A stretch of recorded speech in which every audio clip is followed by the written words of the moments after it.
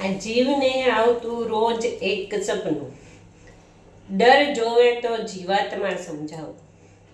શણગાર તો પોતાના દેહનો રાખતી, પણ ડર એને શમશાનના રાખનો લાગતો. મહેક તો રાખતો તેનો ચહેરો, ભીરું બનીને એક ખૂણામાં સજાવતો. મુગ્ધ પાપણની લાગણીમાં પોરવતો, પણ ઝાકળના દરિયાથી એ ડરતો.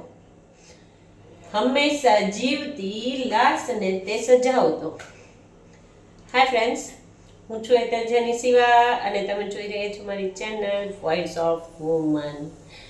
હું સ્ત્રી વર્ષો ઉજવી રહી છું, કારણ કે સ્ત્રીના દિવસો, મહિના કે વર્ષો કશું જ નથી હોતા.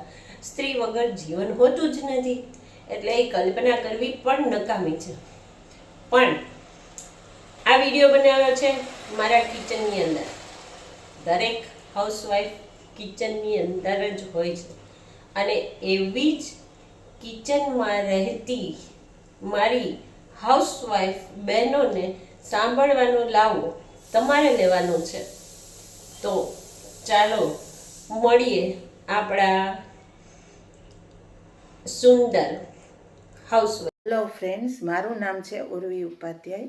આજે હું તમને સ્ત્રી વિશે થોડી વાત કરવા માગું છું. સ્ત્રી શું છે? સ્ત્રી એક શક્તિ છે.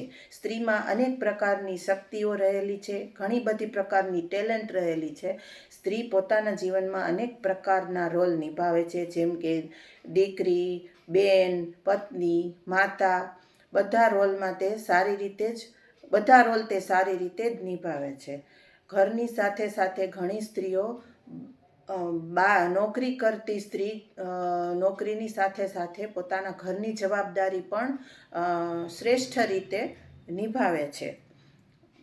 દરેક સ્ત્રીમાં કંઈ ને કંઈ ટેલેન્ટ રહેલી જ હોય છે, પરંતુ ઘણી સ્ત્રીઓને પોતાની ટેલેન્ટ વિશે જાણકારી જ નથી હોતી.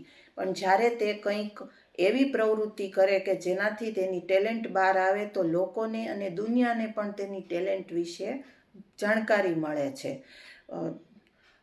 સ્ત્રી પોતાના જીવનમાં પણ આવે છે, પરંતુ આ બધી મુશ્કેલીઓથી સ્ત્રીઓએ જરા પણ ડર્યા વગર તેનો સામનો કરવો જોઈએ, કારણ કે સ્ત્રીને શક્તિ સ્વરૂપા કહેવાય છે. એટલે હું તો દરેક સ્ત્રીને એ જ મેસેજ આપવા માગું છું કે સ્ત્રીઓએ પોતાના જીવનમાં આગળ વધવું જોઈએ અને પોતાની અંદર રહેલી ટેલેન્ટને બહાર લાવવાના પ્રયત્ન કરવા જોઈએ.